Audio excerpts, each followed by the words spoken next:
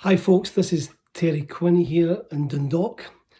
I'm just about to get into my car with my wife and head down to the funeral of Jim Browne, a great friend. And I wanted to say a few words about Jim and endorse his ministry.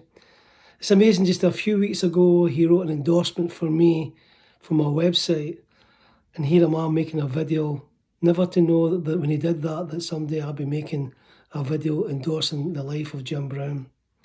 Jim was a great character. I only knew him just for a few months. I met him on February this year when I was invited down with Roisin Doherty and Father Antonio from the Franciscan Friars of Renewal.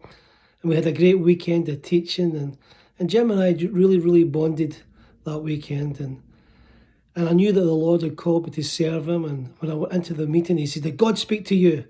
And I says, "God told me to serve you, Jim." And he addressed the whole community because God had given him the same word. And he subsequently booked me for every month all the way up to the November in 2024. And I was so looking forward to spending much more time with Jim and just hearing his heart, hearing his prophetic voice.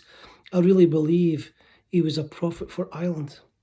I remember when I first arrived at the car park, he was out in the car park with his wee dog, and he walked up to me and he says, "Now, who are you?" And I was like stuck. I never knew this guy had such a great sense of humour. And I said, "My name's Terry Quinn." And he started laughing. He says, "I'm only kidding." Gave me a big hug. And we had many a meal together, just talking and sharing about the Medjugorje. I said to Jim once, "Jim, you should be the mayor of Medjugorje. The amount of times you've been there and the amount of people you've taken there. Hundreds, even thousands and thousands of people have been touched by the life of Jim." And I'm just saddened today, but gladdened that he is rejoicing in heaven. He's only just changed locations.